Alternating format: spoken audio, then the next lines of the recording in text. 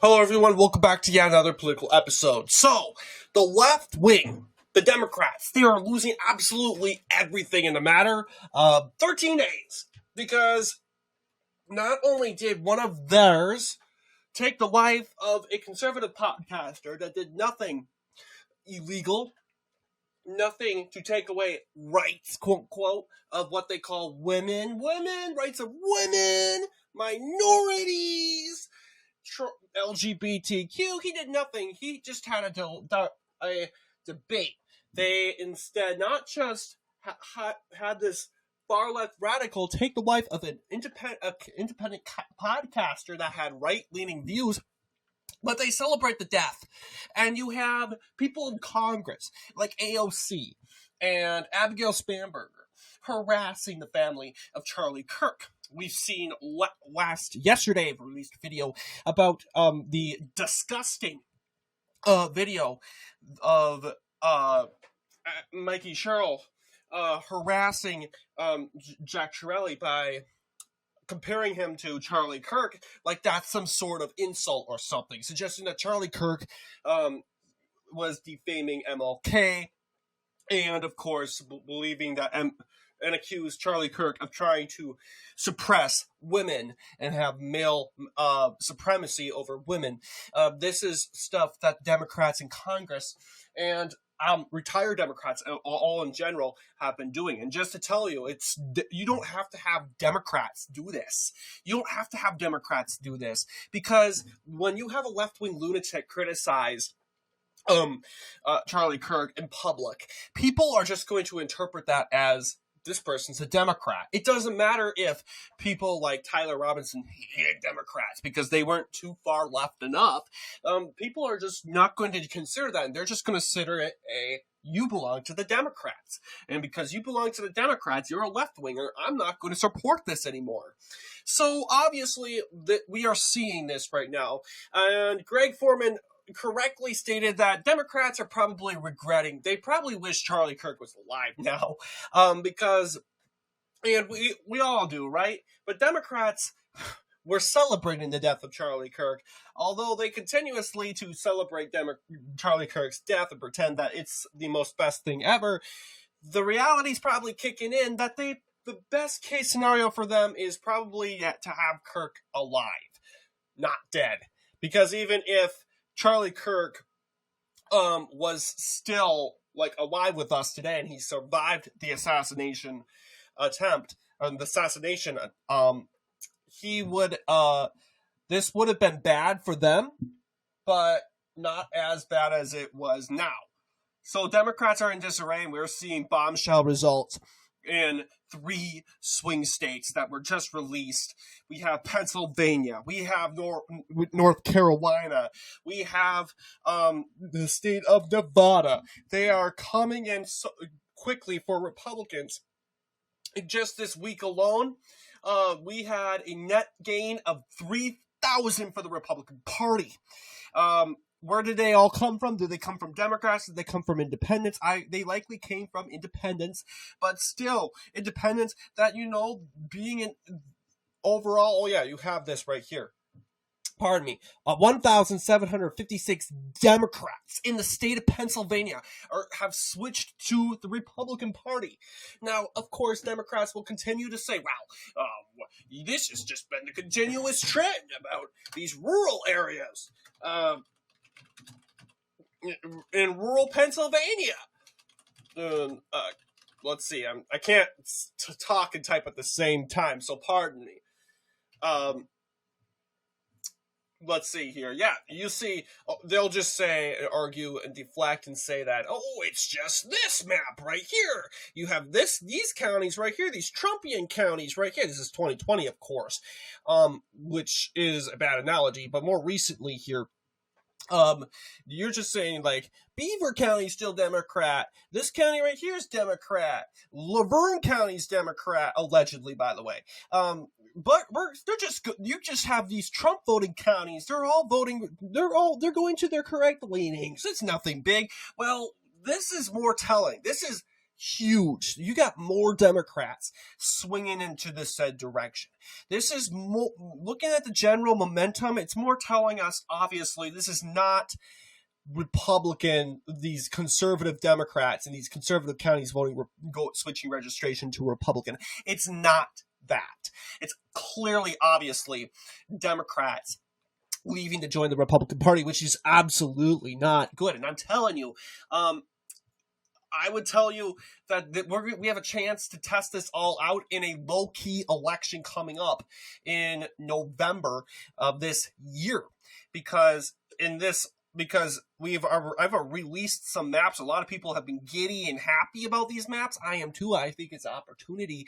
But I have made it clear in the comments that I have said that don't take it, run with it. This is just a speculation. So Democrats won't have their strong college turnout because obviously these elections, no one cares about the Superior Court race. No one cares about the Commonwealth Court race. These races really don't determine abortion. They don't really determine these left-wing antics that get liberals out and voting. These are legal issues only sort of politics. So since these elections evolve around legal issues, which the left can care less about, they're just going to, so you might get some Democrats out and voting, but the college base is not going to be fueled like it was in 2024 because they're going out to vote against Trump for democracy. No, that's not going to exist this time around. And you're mostly going to see logical people come out and vote. Sure, yeah, you might have that educated quote unquote MSNBC boomer come out and vote because, oh, I'm a good person, I'm civic responsibility, I'm voting against Republicans even though this race has nothing to do with Republicans or Democrats, I'm doing it anyway. Yeah, you will still have those boomer crats, in other words, but I'm hoping that logical-minded people that will find out that, oh yeah, there's an election will show up. I still have room for concern that, yeah, there will be Republicans that will stay home because it's legal issues. Well, here's the deal. Legal issues matter because you got to make sure that, hey, your person gets murdered or your loved one is murdered and it happens to be, yet again, a person of color. Okay? And I hate to say that, but this is the most realistic analogy and most realistic example because we've seen it time and time again. We've seen it with the death of Irina Sorovska, who the federal government's taking control now, and they're making sure that this guy who killed Irina does not walk free ever again. But so many times, 12 times, this guy was allowed to walk away free, mainly on the basis of his skin color, his mental health, which obviously doesn't make sense. You don't let someone go because they are mentally ill. That doesn't make sense. But he was let go on the basis of his skin color, his race, along with his mental health and his income. He's a poor man, blah, blah, blah. You get these woke Superior Court judges, these woke Commonwealth Court judges. So out of everything, the right has something to come out and vote for and make sure that, we're getting sensible judges into these states, and in this case, Pennsylvania. We've seen in recent elections, especially in the election of 2021, Republicans have won overwhelmingly. Now, people will say, well, it wasn't too long ago in 2019, Democrats picked up, but they didn't win as much. You can see clearly that it's swinging to the right in the course of the years, like specifically going from 2015 and onward, you'll see we're going to the right. 2015, you got more Democrats. The Democratic Party, hate to admit it, was more sensible, more sane back in 2015, more logical. But as we continue to go on, Democratic Party gets more insane. How does this determine how people come out and vote? Well, Democrats will only vote if there's a challenge, and in their minds, I mean, they do care if they win and lose. Don't get me wrong, but if they lose this race, I guarantee you they will blow it off. They'll say, "Oh well, this was a court race. We had no stakes in this race." But if they win, they'll go laugh at our faces, even though really. I hate to say it, but Republicans still have their turnout problem. But the good news is, looking at these results, this is 2017. going onward. Yeah, Republicans in the controversial year 2019, yeah, very tight this time around, 50.93%. And you go, and now suddenly Republicans are winning. Now, hang on. The left will say, oh, what about 2023? Look at this. Republicans lost so badly in 2023. I'm aware of that. But here's the reason why. You have up here, Supreme Court race, right? Supreme Court race. Democrats were overwhelmingly coming out and voting over the abortion thing. And while they're going to vote for the Democrat in the abortion thing, they're going to vote Democrat in the Superior Court race too. But compared to the last elections, this 21 election didn't have the Supreme Court race. Therefore, Democrats didn't have the excuse to get out and vote. Same deal with 2019. Oh, yes, you do have one Supreme Court race, and Democrats did win, but not as much, because this really didn't involve around the abortion issue. But I can go on and on about what's at stake in November. I will tell you these are the least important elections happening in the upcoming month. But obviously, I do want to make it clear, the reason why I've predicted a Batista victory is mostly because of those trends. And ideally, Democrats have no reason to go out and vote. If I'm wrong, I will owe up to it. And I will be honest with you, I very well can be wrong. Democrats can very well win those races. So please, I've made it clear, don't take it and run with it. Same deal with the Commonwealth Court too, because this is the same deal. This is like an appeals court, which really doesn't interest the minds of left-wing progressives. So don't take it and run with it. I got 6 likes, more than usual, which shows that it's really getting people excited. I really hope that people keep in mind that there's a good chance that we can lose. Which, just because we're winning by 53% does not mean that increases the chances of us winning this race. But we're going to go and talk about what the current registration numbers look like in the future before we move on from Pennsylvania to North Carolina. Specifically going on with Pennsylvania. I've been pondering the 2028 election a lot, and I've already come up with my prediction for the whole ordeal. And this is what I think it's going to look like. Okay. So, yeah, I do think Republicans will still win Pennsylvania because of those massive trends. Pennsylvania is trending more right than Nevada is, and I do believe Nevada is going to stay right-wing or stay Republican, stay red in 2028. So, judging with my results here, this is what I'm thinking it's going to look like in 2028. This is our map. Bucks County flips, and that's pretty much it, really, in my view. You could have Erie County flip blue, but as far as I know, Erie County has just one college, and that one college is not enough to keep it blue. But I'll say it goes red in this case. I know I had it blue in the last episode, but I'll flip it red this time. We move on to North Carolina. We have North Carolina continuously going right to the right, and that means that, when North Carolina continues to go right, the chances of Democrats picking it up dwindles down to almost nothing. And I also have my thoughts. I also struggle with this county also.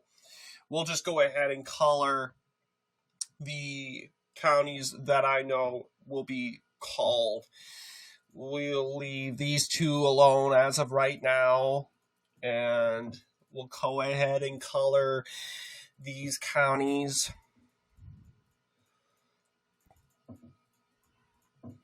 Right to Republican, assumingly J.D. Vance. Yeah.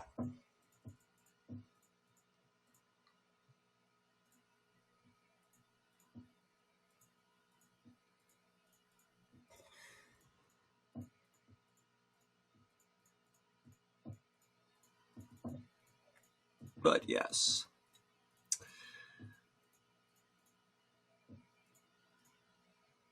But yeah, you mostly have these two counties. Looking at specifically Jackson Jude, and hopefully Jackson Jude just had a brain fart that one time. I'm still talking about the time where Jackson Jude, I think it was the Virginia video. It just betrayed me, and it was not working. But you have, of course, let's go ahead here. Yeah, you saw in recent, 2 points to the right for Nash County. You also have Wilson, which did vote for Kamala this time around. It's shifting more to the right in more recent years. And I think it's enough that I think we can have it be trending right this time. And if it's going to trend right, you also have this county. What about that? What about, a lot of people say Washington County, 3.7%. Washington County is going more right too. A lot of people say, is it ready to flip? I could say it could be flippable as of right now. I don't see why it can. But how much did Harris win Washington County by? I know she didn't win it by much. And really it has, she did win it by quite a bit, actually. Okay. Biden won it by 9.9, and it shifted. So I do think Washington will stay blue, actually. Just seeing that Harris won it by 6.2. But yeah, it was, it was really blue. It voted for Clinton by like 15 points, but it is making a dramatic shift to the right in recent years. But yeah, I do think maybe 2030 or possibly in 2028, you still have 3 years left until that election actually happens. You could see some changes. We'll kind of have to see how Roy Cooper performs there. We'll kind of have to see how those state elections turn out in North Carolina in 2026 and see how that county votes. But I'm thinking you're going to get a map that seemingly looks a lot like this. And looking and judging at the registration numbers for North Carolina, we can pull those maps up. Yeah, Democrats still lead. Whoops. Democrats still lead, of course. Let's remember, this has been a long-time Democrat state from the moment of its founding to the present day. But let's be honest, those Democrats they're more conservative Democrats than conservative Democrats in New York and any other blue state. So yeah, you do have Democrats still leading in North Carolina. It's mainly because of the ancestry. A lot of people like, Lisa Murkowski, she really should be a Democrat right now, but she refuses to join the Democratic Party, mainly on the basis of her family. Her family were longtime ancestral Republicans. She wants to remain an ancestral Republican, even though it's probably the best interest of the party that she joins Democrats. But as a smart Republican, you probably want her to stay as a Republican, because we don't want to give Democrats an extra seat, even though that really doesn't matter, because really Murkowski is a Democrat in name, but with Republican in name only.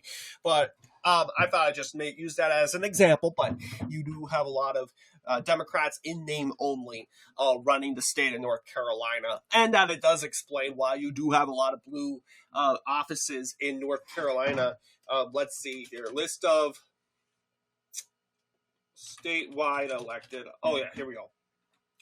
You could pull up as a source for North Carolina. North Carolina has a lot of offices.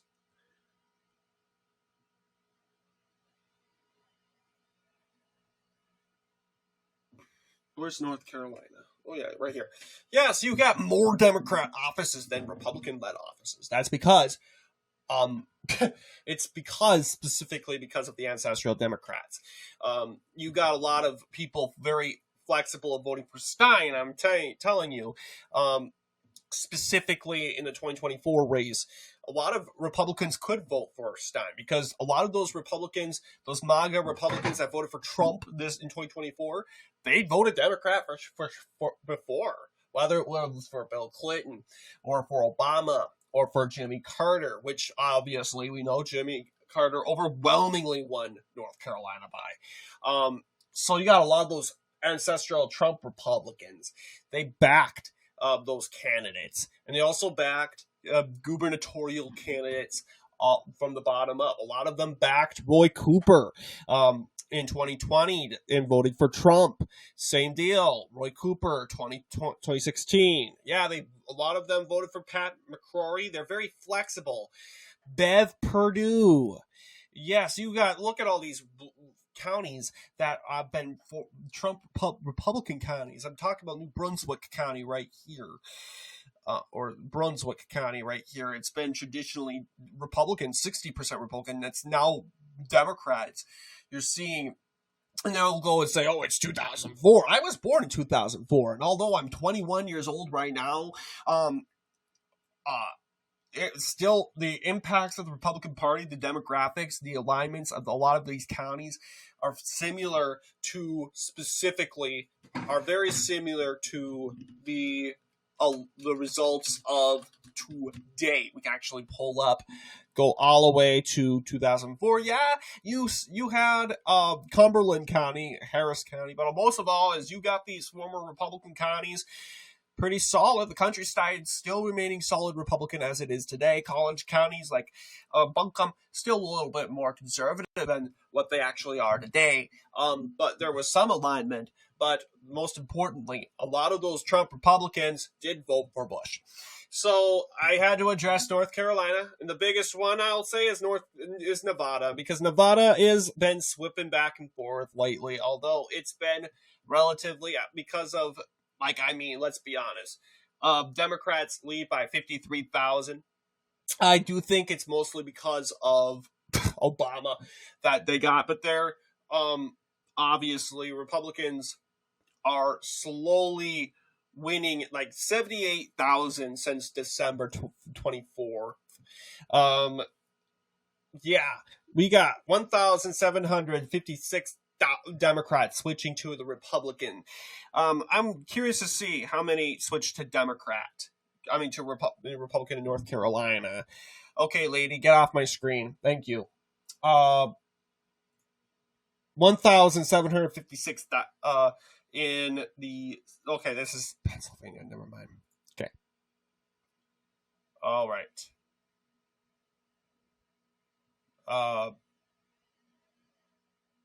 We don't have numbers, but they do have an active voter lead of 95,000, which is very good. But yes, Republican net worth 5,352 overall lead. This is in Nevada, and I was looking at North Carolina. Yeah, this was North Carolina. I don't know what I was looking at. We're looking at Nevada right now. Yeah, Republicans lead in North Carolina. Nevada. Flip Nevada red for the third term. Yeah, it's going back and forth lately. 5,352 overall lead, 1,000. It's going back and forth, but the fact that you get Nevada compared to what it was let's see. Nevada was more bluer than Pennsylvania, which was crazy. Now, this time around, 4 years ago, Nevada is more red than North Carolina. Well, actually, no, I'm wrong. 32. Yeah, it's more aligned, but more red than compared to Georgia. That's a fact. Nevada, more red than Georgia. Part of it is the trend in Clark County. You'll see 9.4 for Biden, 2.6 for Harris. Yeah, this isn't good. And I could only predict with the max exodus of business owners in Los Angeles going to fleeing all the way to what the heck is going on? Okay, yeah, the max exodus of California business owners going to Las Vegas, a big business-friendly city and community. The only obstacle being crime, which I do think the governor Lombardo is doing pretty good ought. So I'm not sure why this is not working. This is why Jackson Jude really needs to be fixed. There we go, finally. Okay, yeah, so you see a 6.7 shift. Trump very well could have won Clark if Biden was the nominee for sure. And the question is, will it go for Trump, the Republican, this time around? I think it will, seeing that registration is favored. But Washoe County is not as shifting as far as Clark. I think they will remain Democratic. So you get a very awkward map looking like this. But anyway, this is our results, our registration results for today. Charlie Kirk is igniting a revolution in this country, and I'm absolutely loving it. Of course, if we could have chose differently, we would have chose that Charlie Kirk be alive. But we know Charlie Kirk's spirit is working in a revolution. His spirit is working in the hearts of many young Americans as they are getting registered to vote in this year's elections, possibly in the midterm elections, and they're just leaving the Democratic Party indefinitely because of their narcissism and their entitlement in general. So anyway, what do you guys think in regards to this video? Let me know down below, and as always, I'll see you all in the next political episode.